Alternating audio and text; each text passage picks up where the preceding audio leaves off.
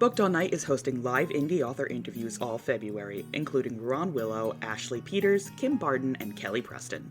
Join our Discord to ask questions in the interview forums and find all dates and times at bookedallnight.co. The link's in the show notes. Welcome to Booked All Night, the podcast where hot takes meet craft notes and no one gets enough sleep. I'm Jess. I'm Katie. I'm Julia. I'm Maggie. Get ready for unhinged hot takes, A whole lot of books, midnight giggles, and zero shame. Grab your blankets, booklets, it's time to get booked all night. Welcome to Booked All Night, the podcast where hot takes meet craft notes and no one gets enough sleep. I'm your host, Julia, and today we're joined by Elle G. Keating. Yes? Keating? Yes, you got it. Author of Don't Wake Up.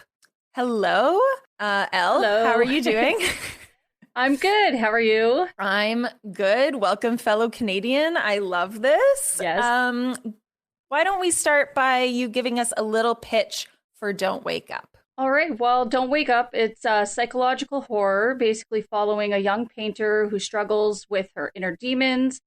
Her life soon goes off the rails when an evil presence haunts her nightmares and slowly blurring the lines of her reality. It touches a lot on grief, self-worth, vulnerability, and stuff like that. I love that. That's so fun. I love a good horror. So As you can it's see, fantastic. That's all I have dedicated to. You know, some people, it's not for them, No. but I don't know. Just make me get up in the middle of the night, like, Right? It's, horror is so subjective where some people find it so terrifying, like yeah, movie-wise, even books. And then other people are like, oh, that wasn't scary at all, right? right? Like I'm not a horror movie person. I don't like watching it, but I'll read it all day long. Yeah. In my head, it's less scary. Exactly. I Well, guess. a lot of people who, like friends of mine who have read the book, they're like, it wasn't too scary. And then other people are like, oh, that scene was so frightening. And it's again, it's what you see in your head, right? Definitely. Yeah. Absolutely. I guess let's get started with some character superlatives so we get to know the Don't Wake Up cast a little better. So the first question is, what character is most likely to say, let's split up? I would say my main character's best friend, Amelia. Okay. She's very much on the realistic side, but Okay. not realistic in a way that she believes everything. She'd be like, oh, let's split up. Yeah. Could You see go her that way, doing I'll that. go this way. Yeah, It's exactly. like the you're number on your one own. rule to not do. Right? I could see her being like, you're on your own on this one. Right? Because she kind of does that in the book. Yeah. Kind of just leaves her. And you're like, Where'd she what are go? you doing? Yeah. Have you never seen a horror movie? Yeah. Who would be the worst roommate? I would have to say Abel. I don't want to give too much yeah. away on him, but I think it'd be him. That's fair. Yeah. I mean, not great. No. Who is most likely to accidentally summon a demon just to see what happens?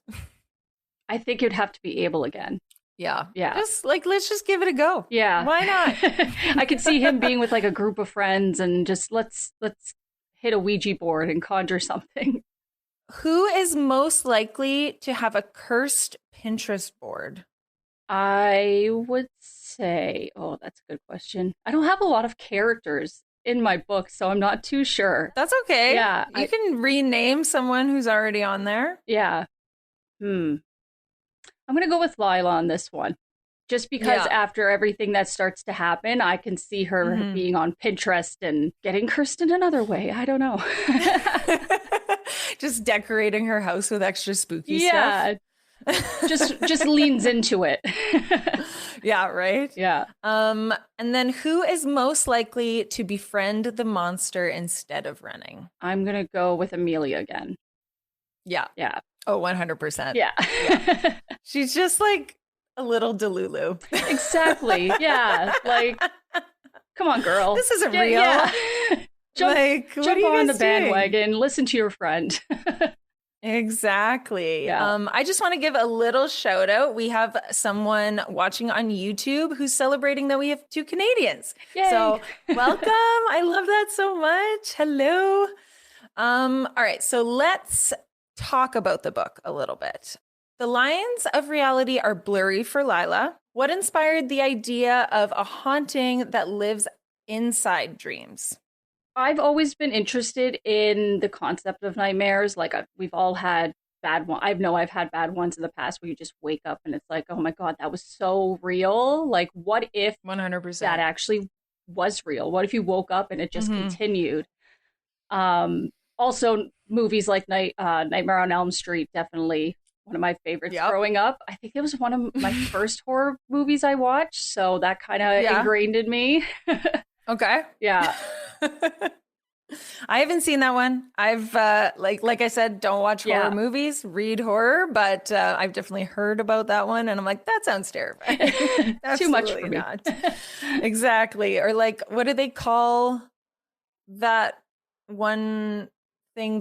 When you wake up and there's like do you know what I'm talking about? There's like this scary sleep paralysis demon. Yeah. There we go. Sleep paralysis. It's not sleep demon, but I've definitely experienced that a few times. During writing this, I watched a documentary. I think it was called The Nightmare, and they touched on like sleep paralysis and everything. And it was a bit of research because I'm just like, that is terrifying. And people are like, oh, it could happen anytime. Yeah. Big involvement there. Yeah. Definitely. I have 2 dogs, and I'll just lay there and be like, if there was something actually here, the dogs would be barking. Exactly. Yeah. Like, kind of helps me with that. Next question. Nightmares can feel so claustrophobic and visceral. How did you capture that balance between fear and fascination? That's a good question. How did I capture it? I don't know, other than from experience, I guess. Having those nightmares myself and thinking back to all that kind of inspired and put it into it. But yeah. So I guess you talking about nightmares, like, do you feel like you have a lot of nightmares, which kind of brought this on, or just like a regular amount? Just a regular amount. Just, I find them so fascinating. It's like, what, and I guess I can't say, I do watch a lot of horror, but I don't think they're the reason why I have the nightmares. But when you do, it's just like you wake up and it's like, what was my mind thinking? Like, what did I eat last night that made it jumble my subconscious, you know? But is it more than your subconscious, right? That's what went into creating demons and stuff, I guess. That's fair. It's like, is there something else in the universe that's like telling me? Trying to like influence me a little bit? Like, I don't know about this. Yeah, exactly. And then last question here for this section. Lila's also an artist struggling with self-worth. How does creativity and insecurity feed into horror? And I guess this book in particular. Well, as being a debut author, doing it all on my own, independent author, it was very much, I write Lila like myself, almost. Like, I've had friends who read it and they're just like, I just picture you when I'm reading about Lila. Not that I've been through any of that stuff, but like the whole self-worth and the trust issues and stuff, that's very much pulled from my own experience. Fear of the future, like, you dive into something with creativity, especially, is anybody going to like this? You know, she has her social media following that, there's lots of followers, but there's nobody's buying her paintings. It takes a lot from my own life, I guess. That's totally fair. I mean, I'm an artist as well, and it's definitely, I've been to some like art gallery showings and whatnot, and everyone comes around, oh my God, I love your stuff, but no one buys anything. And you're like, do you really right? Love it? Are you sure? I don't know if I want to do this again. Yeah. Okay. It's fine. It's so daunting. Yeah. Right. Yeah. I guess we can jump into the first game. This will be great. Yay. So this first game is Never Have I Ever. Love it. Spoiled my own book, horror edition. Uh-oh. We're going to tempt fate with some author confessions. You'll tell us whether you've done it or not, but if you've done 5 or more, you have to spoil something tiny. We won't make you do a big one from your book. Ready? Okay. Never have I ever killed off a character just to see if I could. I don't think I have, no. Fair enough. Okay. Yeah. No? Perfect. Never have I ever scared myself while writing. I have. Okay. 1-1. This is fun. Yeah. Which part can I ask? I guess that could be a bit of the spoiler. I was Perfect. writing the scene where she's in bed watching a movie and her closet door creaks open and all this scary stuff starts to come out or some. Ooh. Yeah. And I'm sitting there writing and literally, I don't know, it's quiet in the house. It was nighttime. I write a lot at night too. And all of a sudden I hear something. Yeah, right. Add to that inspiration of horror. I heard something fall or knock over in the hallway and I just stayed in my room. I'm like, no. No, it's fine. We're done. We're done leaving the room for the day. Go over, lock it, crawl under the covers. This sheet will protect me. Right? That's so funny. Okay. Never have I ever added a dream sequence just to mess with the reader. No, I don't think I have. They're all very intentional. Cool. Yeah. Never have I ever named a character after someone I secretly dislike. I have yet to do that. No, I have not. Just add that to the list. Yeah, right? Should add that in my next book. Change like the first or last letter. Yeah. It wasn't you. I don't know what you're talking about. Not at all. Never have I ever written a scene so creepy I had to stop and turn on a light. I guess that kind of goes with the scared yourself part. We'll skip that one. Okay. Never have I ever written a character who's actually based on a nightmare that I had. Written a character that was based on a nightmare or okay. I guess that would be a yes, because I mean none of the nightmares that Lila had I had, but I wrote her character based on my own experience with having nightmares. So yeah. That's fair. Never have I ever let a character die just because it made the story scarier. I guess I would say I did. Yes. Perfect. What am I, 2 for 2? Well, 3. Okay. 4. I was like, I'm doing a bad job counting.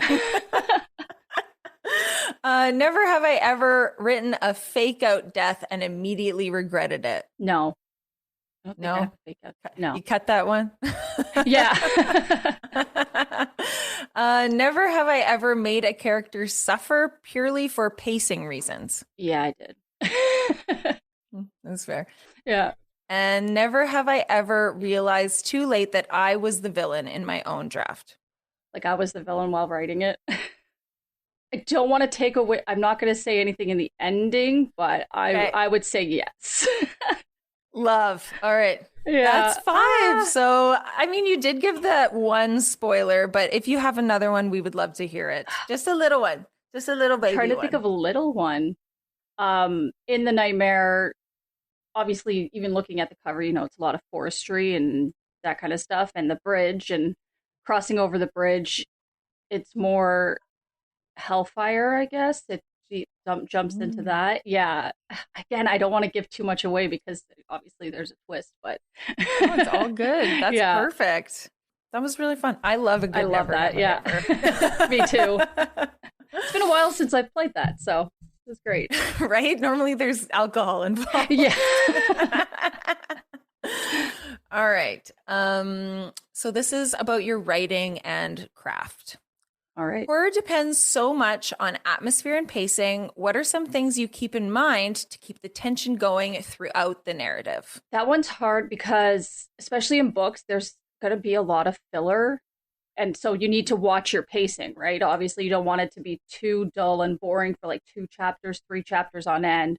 I try to make sure there's at least an event that happens like between 1 or 2 chapters just to keep that pace going. Yeah. It's always in the back of my mind. Yeah. Yeah. Like, I'm getting bored as the writer. Better throw something in there. Exactly.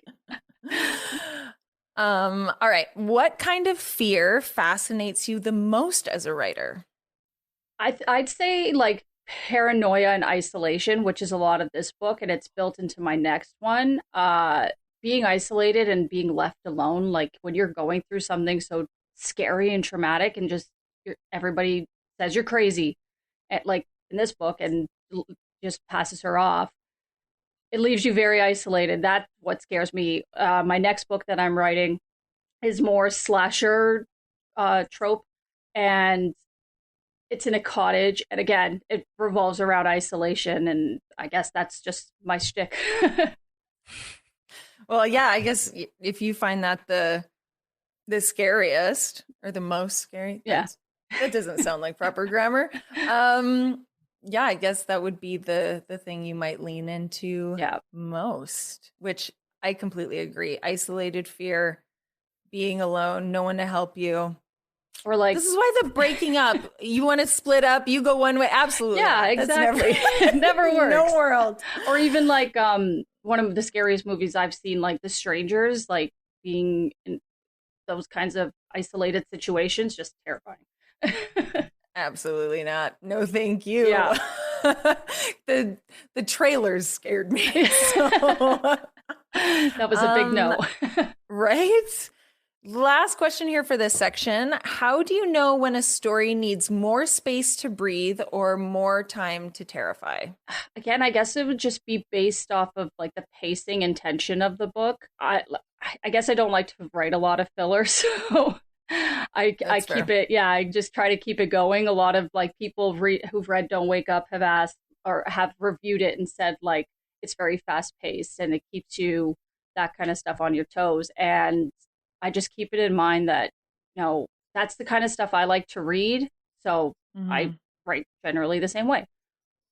That's fair. I mean, I can definitely remember reading it and feeling like, this is the climax. No, this is the climax. And I was like, can we get to, like, if this is where I think it is, where are we going next? Yeah. Right? I kind of do that with my next one too. I guess that's just what I like to do. That's funny. All right, we're going to move into game 2. All right. So in this game, we're doing literary Would You Rather Nightmare Edition. All right. So would you rather never sleep again or sleep but always have nightmares? Sleep but always have nightmares. It's a nightmare. Unless it's like my book, you're going to wake up and be fine. That's fair. Would you rather be trapped in a Stephen King novel or a Jordan Peele movie? I wouldn't want to be trapped in a Stephen King novel. Yeah, nope. I'd have to go. That man's a little twisted. Yeah, so I guess I wouldn't want to be in a Jordan Peele movie either, but just ways to get out. Yeah. Oh, well. Yeah. It is what it is. Yeah, I'll figure it out. Would you rather have a ghost haunting your house or a demon haunting your dreams? That's a good one. So if the demon's haunting my dreams when I wake up, is he just gone or is it like my book? Because I think I can deal with that, where if it was like I woke up and it was just gone, no demon. But ghost in my house, I mean, it's staying there. So right, that one's there also when you're sleeping. Exactly, yeah. So I'm gonna go with demon in my dreams. That's fair. Yeah, it just lingers a little and then leaves.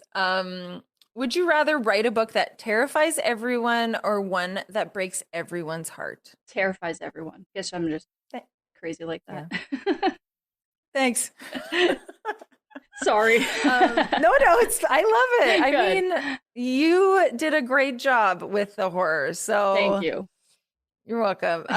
Would you rather find an ancient cursed object in your attic or realized you are the cursed object? Ooh, I'd rather find the ancient or cursed object and get rid of it. That's fair. Right. Just toss it. Right? It keeps coming back. You're like, oh no. It's the rest of my life. Just trying to get rid of this thing. Exactly. All right. So this is our unhinged round. Okay. If Lila's entity could speak to you directly, what do you think it would say? Well, he's done it a few times. I think he would continue to say, let me in. Yeah. Oh, thank you. No, I'm okay. Thanks. Yeah. You wake up in your own story. What's your survival plan? See, I don't know if I would be fight or flight. I think for the most part, I'd be flight. And it would take off. I'd have no plan. Yeah, just Yeah, running just out of there. hope for the best. I don't know if I would survive my own books, to be honest.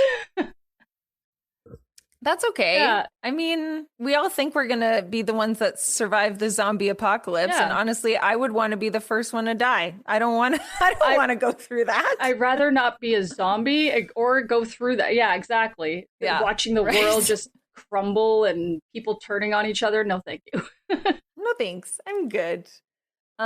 You can bring one horror icon to a sleepover with the Booked All Night crew. So you're hanging out, I guess, just with me in Canada somewhere. Yay. We'll meet in the middle. Yeah. I'm in Alberta. You're in Ontario. I guess we're going to Manitoba. Oh, yeah. Maybe not. Maybe not. So we can go Northern Ontario, maybe. Oh, perfect. I do like that plan better. Yeah. We'll go to Sudbury. Sudbury. There you go. In the summer. Yes. Yeah, I guess so. We bring one horror icon with us. Who are we inviting? And what snacks are we bringing to appease them? I'm gonna go with one of my two favorite horror characters. Nice. I'm gonna bring Chucky just to make it interesting. Wow. There he is right there. Oh, good. I'm so happy for you. This isn't like your bedroom, right? Like this is your office. You can close the door. Yeah. Like, oh no, he'd be going in a lock. He was a Christmas present. From who? My son. Who doesn't like, oh my gosh. Because your mom, I love you. Yeah. Oh, that's funny. What's your favorite Chucky movie? My favorites? I'm going to go with number 2. Just because I love the last scene, or the last scene where they're in the toy factory and there's all these Chucky dolls being made. It's great. Yeah, so good. I love that for you. I guess, so what snacks are we bringing to appease Chucky? What does Chucky like to eat? I don't know. Well, he's a doll. So let's bring him Doritos. I don't know. I feel like he'd like a Dorito. Yeah. He's coming to the sleepover, but we're making a salt circle. And he's yes, a salt circle. Right? Exactly. Last question is for anyone who helped you get the book out in the world. Agent, editors, publishers, beta readers, workshop partners, they all deserve thanks. So is there anyone you'd like to give a shout out to today? I've got a few. I'd like to shout out my editor, Sean Leonard. He was fantastic. He brought my manuscript to perfection. I'm working with him again on this next book, and I think he's somebody who I'll continue to work with. And my, I guess, beta readers, my friends who looked at the book before it even finished editing, were my friend Carrie, Alyssa, and Raquel. They have supported me throughout this and told me I can do it when I didn't believe I could. You know, when imposter syndrome hits and you think, oh, I can't do this. Nobody cares. They were the three friends. The self-worth thing. Yeah, exactly. They were the 3 friends who were like, you can do this. You will. And it was great. I did. I love that. Yeah. That's fantastic. Are you a full-time author now? Is that kind of That's my goal. To be a full-time author? Fantastic. Yeah. I'm still working a full-time job while writing, so it's a hard balance, but I've been able to figure it out. Like I said, I write a lot at night. That's mostly out of convenience because, you know, work during the day, and when I'm not working, I have a 9-year-old son, so. Do you feel like when you're at work during the day, I guess depending on what you're doing, you don't have to share that with us, but are you kind of planning what you're going to write that night? Yeah. You're thinking about it all the time. You're like, notes app, here we go. My notes app is full of ideas. It's just flooded. Yeah. Someone hack her phone. Especially the first one, because it was just so like already in my head that I'm like, I got to get this down. So yeah. Yeah. What would you say your timeline was between starting the book and publishing the book? So because I started in January, I can kind of gauge that. From January to October, it was 10 months. Wow. Yeah. I feel like that's fast. It is fast, yeah. But I mean, the concept of the story started in June of 2024. So I guess, but I didn't start fully writing it until January, which is why it was a little easier getting it out of my head because I already had the ideas. It was just, adding the filler, making the big scenes and stuff, right?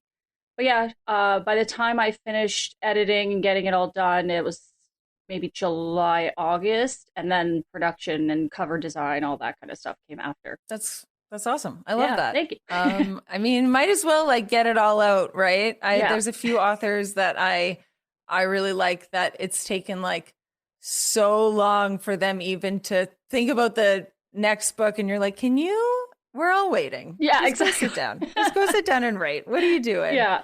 Get off social media. Come on. Right. Like, stop going to so many interviews. I'm done with this. And then I guess I just have another question for you.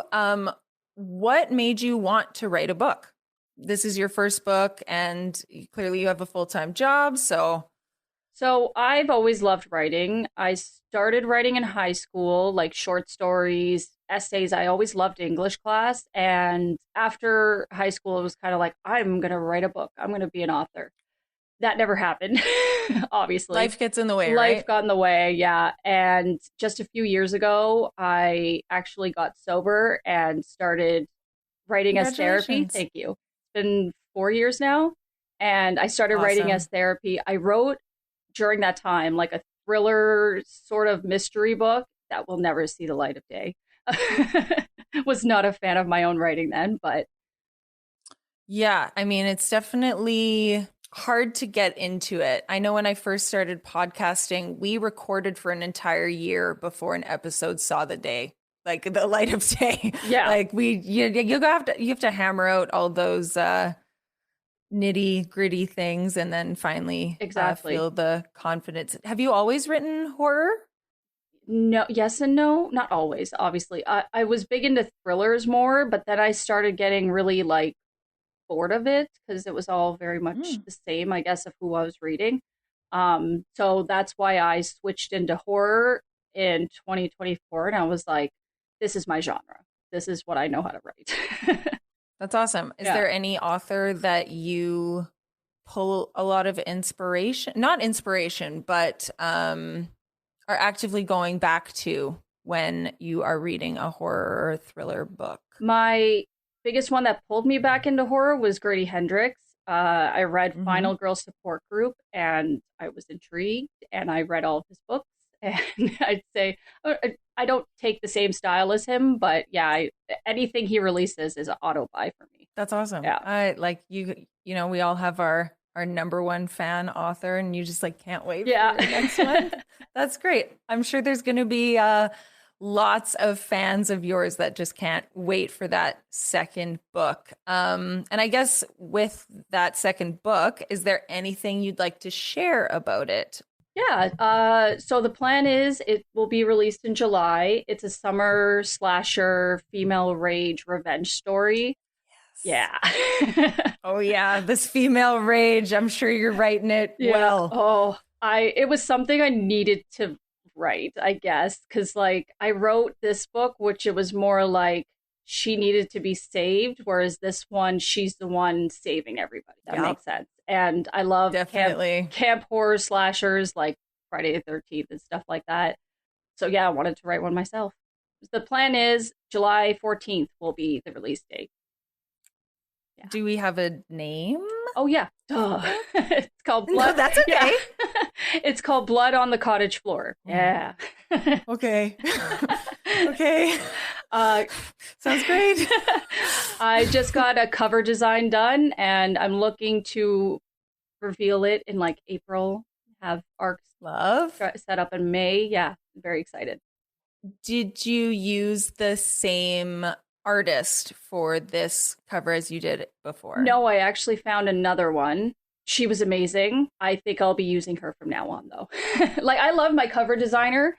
But price was iffy for me. So that's so fun. I'm so excited for you, Thank especially you. like releasing a summer horror, you know, just as summer starts. That's so exciting. That's my thing with this is like I want to release when like the setting of my book is like in Don't Wake Up. It was very autumn, October, right? And so I was like, okay, Halloween release. And this one, summer slasher, you got to have it out in summer. Yeah. Yeah, for sure. And when did you say it was getting released to ARCs? Have you already chosen, I guess, ARC readers for that? Not yet. So I'm still planning it all out, but I'm hoping May, latest June. Mm-hmm. Yeah. Do you have a ARC sign up that people can go to, or are you picking your own sort of thing? I want to create a sign up, but I'm also letting like my Instagram followers, whoever wants to sign up, to DM me, because that'll be like first come, first serve, sure. But I will definitely be releasing a sign up probably in April. Well, I will be checking your Instagram. All right. Speaking of, do you want to share your Instagram handles or any of your social media? So I'm on Instagram, Threads, and TikTok. Across all of them, it's at horror.writer.l. Fantastic. Horror.writer.l. L. That's E-L-L-E. Yes. Yes. Not the letter L. First name L. Yes. I'm just so excited for you that you are feeling confident enough in this first book, and you've had such great response in this first book to be able to then release a second one. I know that, that's hard to get that, next one going, especially like, did everyone like the first one? Well, and a lot of it is, yes, I want to be a full-time author, but I'm also doing it for me because I guess that was an important thing. Yeah, I guess like when I started writing, again, I was getting sober, and then I felt like I was stuck in this rut, and I was like, I need to do something more. And now instead of like sitting at home watching TV or reading a book, it's like, I'm going to write my own book. And it gives me a lot of something to look forward to at the end of the day. Oh, yeah. There you go. Will you write a book? No, I don't want to say related to sobriety, but with sobriety in it as a theme or concept? Is that something you would write about? It's definitely something I've thought of. It's not going to be very much touched on in this book coming up, but maybe in the future, when it's more reflective for me, I guess. Yeah, I've struggled with a different addiction, not with alcohol, but with other substances, and same. It's been 3 years for me, but it's definitely still even hard to talk about. Yeah. You don't even want to I did the thing. Yeah. It's still kind of new. Yeah. I admit. Is there any last things you would like to mention as we wrap up? Well, yeah, the book is out. Don't Wake Up. You can get it on Amazon, of course. You can also get it through Apple Books, Indigo in Canada, Barnes and Noble. All the links are on my link tree, on social media. Also, I will be having events coming up in March. I have a couple book signings. If you're in the Southern Ontario area, of course. The next book again comes out July 14th, but I'm trying to start a newsletter for every month to kind of give updates on everything. So sign up for that as well through my link on social media. Awesome. Do you want to plug some of those events that you're going to? Yeah. So March 7th from 11 to 3, I'll be at the Chapters on Vega Boulevard in Mississauga, Ontario. And March 14th, I'll be at the Indigo at Square One Shopping Center in Mississauga, Ontario. Not from Mississauga, but I live close, so pick That's the bigger awesome. city. Just a little bigger. Yeah. Are you planning on going to any other events, or is there any event that you would aspire to be, I guess, invited? I'm not totally sure how authors get into events, if it's like a sign up or if they're invited, but what's like the top event that you're like, if I could be there, that's the one? I don't know if there's any top. I mean, there's a lot in America that I know I'm just not going to be going to anytime soon, but same. And I wouldn't be able to go there and see you either. We're not doing it. No. But I know I think I signed up for DreadCon. That's in Burlington. I'd really like to go to that one. So I think that's in I think it's October, but that's one I'm trying. I want to go to more conventions, like author conventions, like the book signings are great. I've only done one, but they're fantastic. But I'd love to go to a convention to meet other authors and have that community surrounding me. Yeah. That's awesome. I love that. There's definitely a few on the West Coast where I am that are always pretty fun. There's the Canadian Rockies one in May, and then there's the BB4E one, which is in Vancouver at the end of July. So I don't know if those are on your radar, but I will be going to those if nice. you'd like to hang out. Yes, I need Go to grab get my a coffee. Yeah. Love it. I'll keep those in mind. Fantastic. I love that and would love to, of course, meet you. I'm always a big supporter of thank you. Canadian authors. And it's so fun. Love that. I didn't realize you were Canadian until I was like Googling you for this interview. Yeah. I was like, okay, I'll read the book and all that stuff. And then I was like, she's Canadian. Bonus points. Exactly. Is your cottage book based in Canada? This Your one's next book not. coming out? Borderline. It's like Michigan. Yeah, fair enough. It's close enough. Yeah, I had to appease the vast majority of people who are reading my book, I guess. Right? That's fair. You're like, I guess I'll put you over here. It's like Canada light. Right. Awesome. I guess we're ready to wrap up. So that is a wrap on this episode of Booked All Night.